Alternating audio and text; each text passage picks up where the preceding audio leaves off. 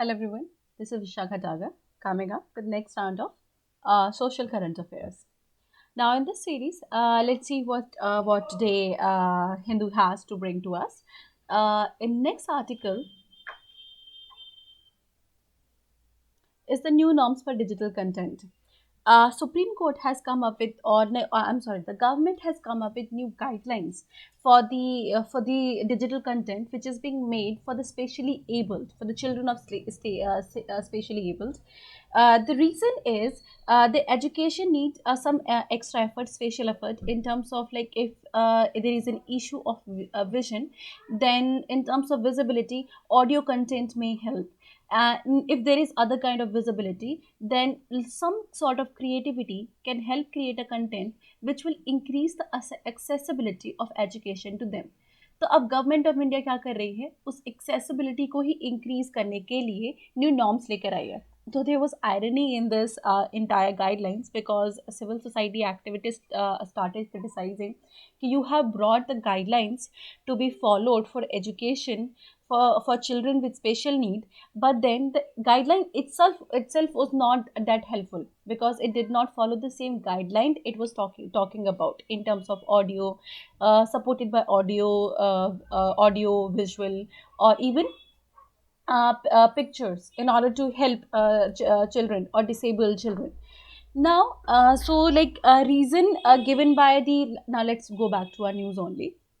Reason given by government is that it is that there is a study conducted by Vidhi Center for Legal Policy which says that more than half of the NCERT textbook on the government available platform do not have access to, for visually impaired student.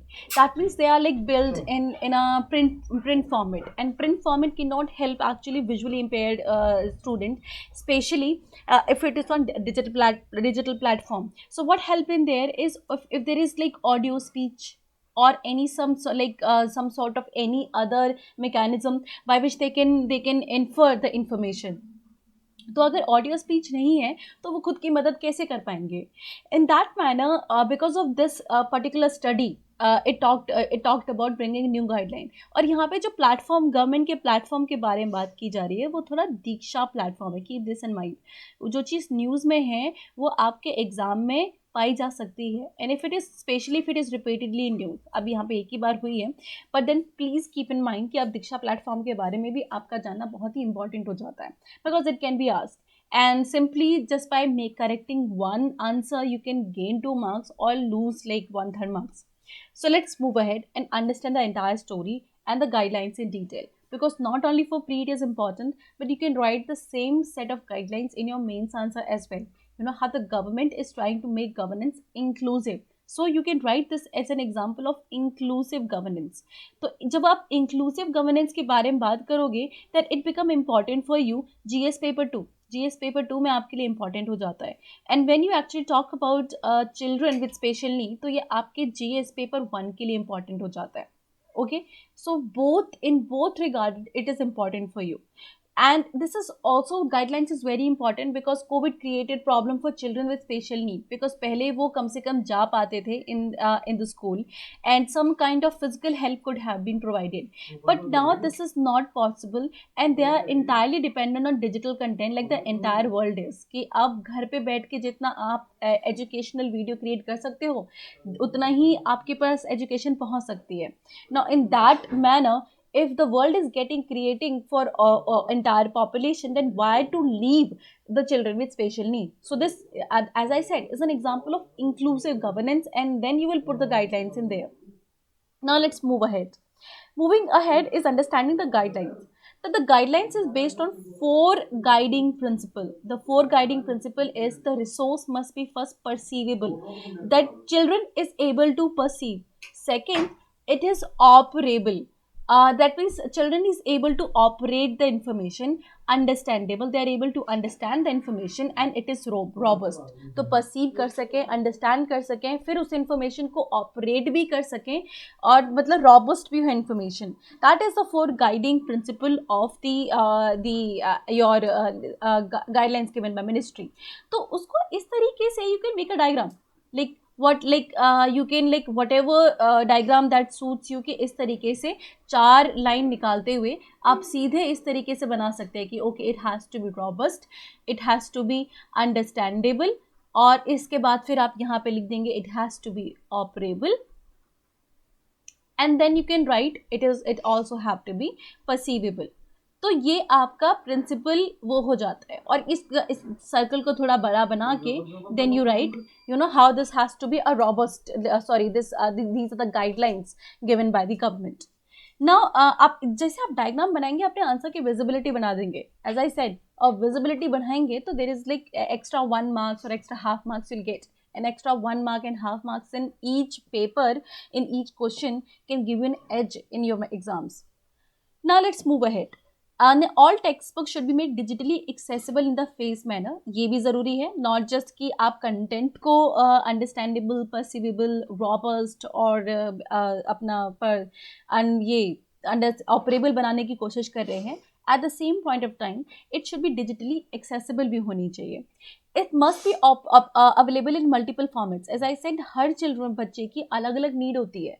So some may be like satisfied with the text because they have a hearing issue. So text is sufficient for them. For some, visibility issues there. For them, audio is important. Then again, video is helpful for some, and the sign language is helpful for other. With turn and turn off feature, and the multi-modal approach is very important.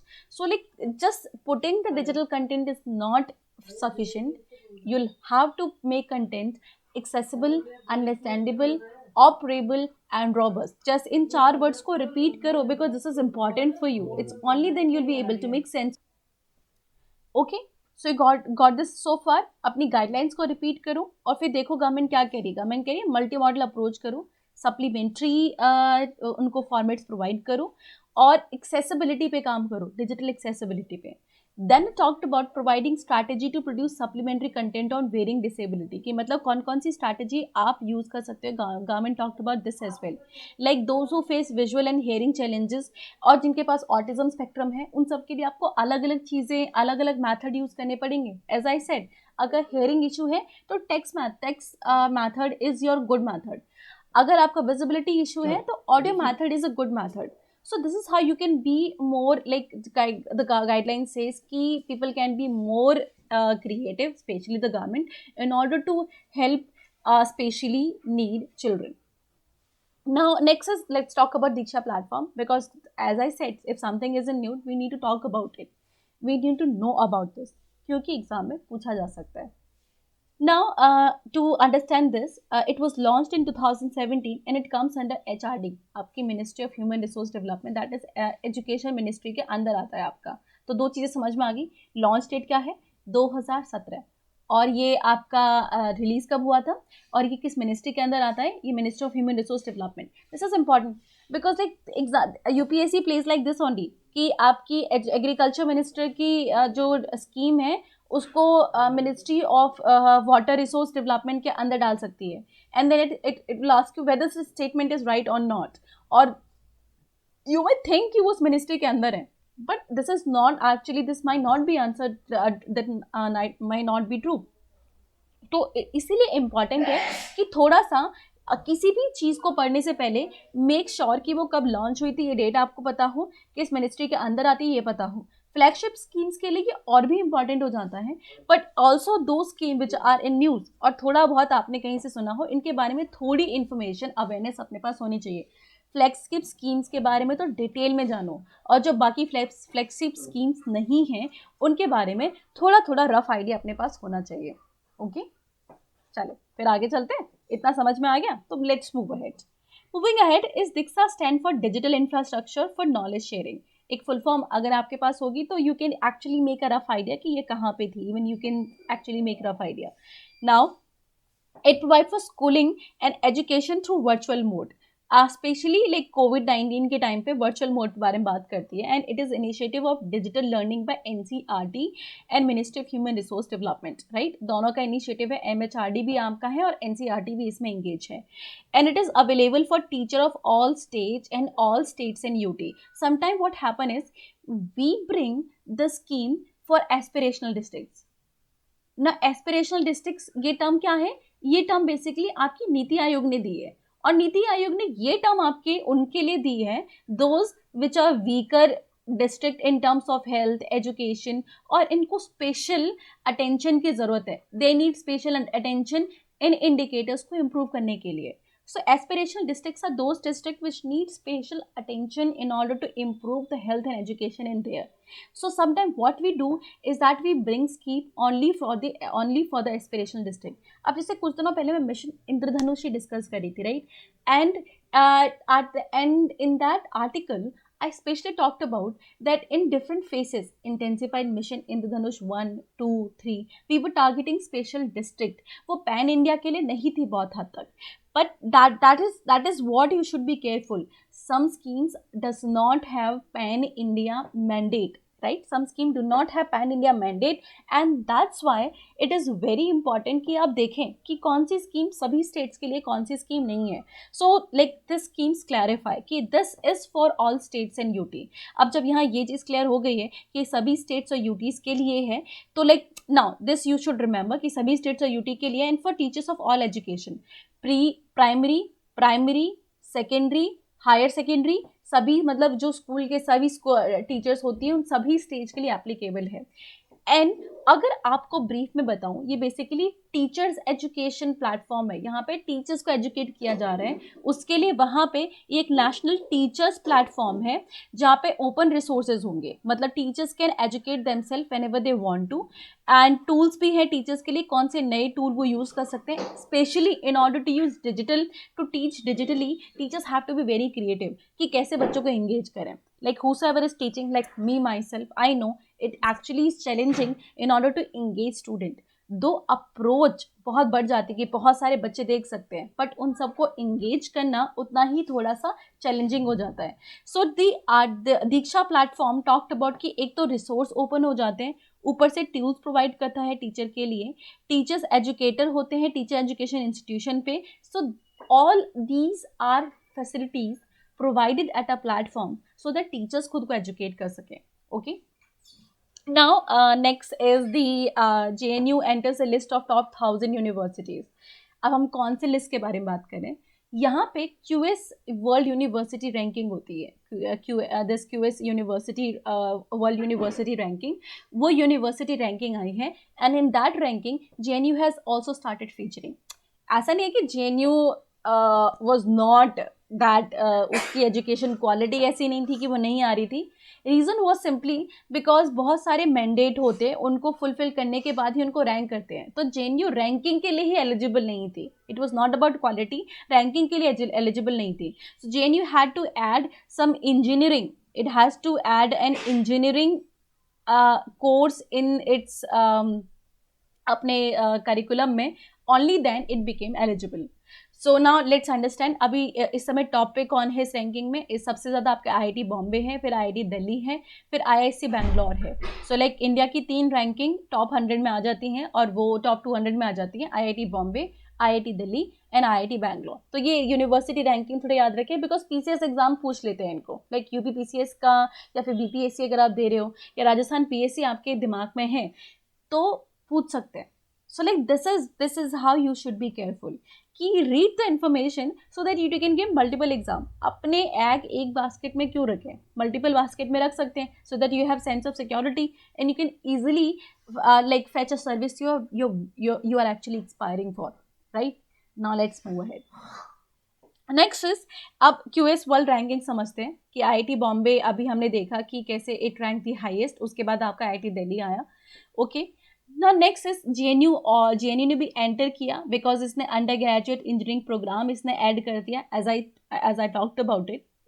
फिर the only like ना QS world ranking के बारे में थोड़ा सा article, Hindu के article ने it talked about, it said कि इट ओनली रेट इंस्टीट्यूशन जो कि both undergraduate and postgraduate courses दे रहे हैं. ऐसा नहीं है कि सिर्फ अंडर ग्रेजुएट हो तो देंगे, नहीं, अंडर ग्रेजुएट और पोस्ट ग्रेजुएट मतलब बैचलर्स और masters. If both the courses are offered, then only what happen, the university is eligible to be ranked by QS World University Ranking. Okay, इतना समझ में आ गया. तो आगे चलते हैं. उसके बाद आईआईटी दिल्ली आपका आ जाता है सेकेंड इंस्टीट्यूट, उसके बाद फिर आईआईसी बेंगलोर है जो कि हम रैंकिंग में देख ही चुके हैं. But there are certain criticism and concern about this, right. Various organization and various universities have raised concern कि ये जो रैंकिंग है मे बी ये accurately quality of education reflect नहीं करती. And one of the biggest concern is that it is dependent on perception factor कि perception क्या है. अगर बच्चे या फिर लोग मानते हैं कि इसका तो ब्रांड है, मे बी शायद ब्रांड है पर क्वालिटी नहीं है, तो परसेप्शन फैक्टर पे ये चलता है and not actually the quality. And what if कोई नई यूनिवर्सिटी आई है और उसको हार्डली 5 या 10 साल हुए बट क्वालिटी टॉप नॉच है, इन दैट मैनर वो भी पॉपुलर ही नहीं है तो परसेप्शन ही बिल्ड नहीं हुआ है. तो university ranking is not very reflective of the quality of education. Maybe some university is in the news for like many years, और क्योंकि वो बहुत टाइम से स्टैब्लिश है और इसीलिए इसका परसेप्शन अच्छा बिल्ड हो रखा है, बट क्वालिटी मे बी इतनी टॉप नॉच ना हो जितना इस रैंकिंग ने बता रखा हो, because lot is about perception. Perception तो शेयर मार्केट में भी बनते हैं कि ये कंपनी बनेगी, और परसेप्शन तो बिल्ड भी किए जा सकते हैं. सो that is a major concern कि it works on the principle of perception and not on the actual quality. So that's why I said, और वो कितना वेटेज है इसको ये भी समझना बहुत ज़रूरी है कि the perception factor acquires the half of the weightage. मतलब आधे से ज़्यादा, आप ऑलमोस्ट आधा जो वेटेज है वो आपका परसेप्शन पे डिपेंड कर रहा है. Then you see quality somewhere compromise, and that's why it questions the entire validity of the ranking. Okay, तो ये हमारा हो गया कि क्यूएस वर्ल्ड रैंकिंग के इस बार के इंडिकेटर्स क्या हैं, ये किस बेसिस पर रैंक करती है और इसका क्रिटिसिज्म क्या है. Now let's understand QS world ranking होती क्या है. क्यूएस वर्ल्ड रैंकिंग एक एनुअल पब्लिकेशन है जो कि ओवरऑल मतलब यूनिवर्सिटीज़ को रैंक करती है on the basis of subject और उनकी परफॉर्मेंस वगैरह. और ये 2004 में लॉन्च किया गया था by the London-based QS group और टाइम्स हायर एजुकेशन. बट अब टाइम्स हायर एजुकेशन अपनी खुद की रैंकिंग निकालता है, QS ग्रुप इसमें अब एंगेज नहीं है. और ये 4 पैरामीटर्स को यूज़ करता है. पहला है एकेडमिक रेपुटेशन, दूसरा है एम्प्लॉयर रेपुटेशन, तीसरा है रिसर्च इम्पैक्ट, चौथा है प्रोडक्टिविटी. तो ये 4 यूज़ करेगा कि एकेडमिक, मैंने कहा ना रेपुटेशन पे आप देख लीजिए, 2 जगह रेपुटेशन है कि अकेडमिक की रेपुटेशन कैसी है और एम्प्लॉयर की रेपुटेशन कैसी है. उसके बाद फिर रिसर्च का कितना इम्पैक्ट है और प्रोडक्टिविटी कितनी है, इन 4 बेसिस पे रैंक करता है. तो अब आपको याद हो जाएगा कि परसेप्शन 2 लाइक हाफ आधा आ गया, academic, employer, then research impact, then productivity. Now let's understand QS क्या है. QS is also called Quacquarelli-Symonds, is a leading global career and education network जो कि बेसिकली प्रोफेशनल डेवलपमेंट करने में सर्विसेज प्रोवाइड करता है. और ये अपने कंपेरेटिव मैथड और डेटा कलेक्शन मैथड यूज़ करता है प्रोफेशनल्स को हेल्प करने के लिए. जैसे यहाँ पे क्या कर रहे हैं, बहुत सारी यूनिवर्सिटीज़ को कंपेयर करके डेटा एनालाइज करके उनको रैंक कर रहा है. So this is what the QS ranking is about. And with this we are done with like today's current affair news से. अब हम we have dealt with news. अब थोड़ा क्वेश्चन करते हैं, बिकॉज व्हाट इज लाइक पढ़ने का क्या फ़ायदा अगर आप क्वेश्चन सॉल्व नहीं कर पा रहे हो. नाउ लेट्स स्टार्ट विद आज के सवाल से. Now there was a news Diksha portal which was in news recently, which of the following statement is true about it. पहली बात, this platform is created by NITI Aayog to connect the charitable trust. Diksha से ऐसा जरूर लग रहा होगा कि थोड़ा लाइक चैरिटी वगैरह है, but this is not true. ना तो ये नीति आयोग ने क्रिएट किया है, ना ये चैरिटेबल ट्रस्ट है. तो this statement is what wrong. Next, it is a school volunteer programme and initiative of ministry of HRD to boost the community in private sector participation government school. हाँ, ये ministry of HRD का initiative ज़रूर है, but ये school volunteer programme नहीं है. ये statement अगर आप ध्यान से देखें तो ये स्टेटमेंट विद्यांजलि की एक्चुअली. विद्यांजलि में सेम चीज़ होती है. HRD का प्रोग्राम है, प्राइवेट सेक्टर पार्टिसिपेशन से एजुकेशन को बूस्ट करना चाहते हैं. यहाँ पे प्राइवेट सेक्टर पार्टिसिपेशन की बात नहीं हो रही थी, यहाँ तो टीचर्स ट्रेनिंग की बात हो रही थी, right. It is a digital platform creating registry for people interested in donating plasma. अब देखिए, दीक्षा से आपको कंफ्यूज कर रहे हैं कि डोनेशन चल रहा है, चैरिटी चल रही है, but this is not about Diksha of plasma, that is donation of plasma or any other kind of charity. तो ये स्टेटमेंट भी आपकी गलत है. और ये तो 2017 में लॉन्च हुई थी जब कोविड था भी नहीं. Next is a national platform that will aid teacher to learn and train themselves, for which assessment resource will be available.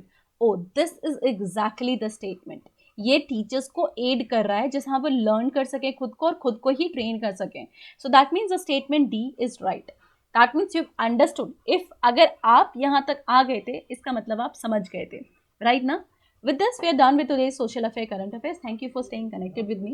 I hope you're happy and healthy at home. Stay at home, stay healthy, and stay safe and stay connected to AQBIS.